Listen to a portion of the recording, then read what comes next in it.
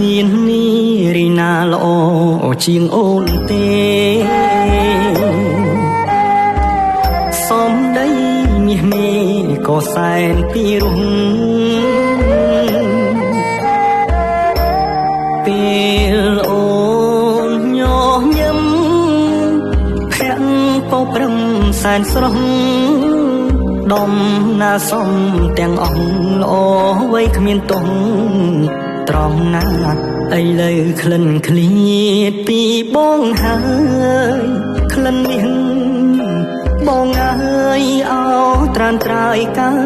យទុកខាបើសិនជាក្លិនវល់វិញណា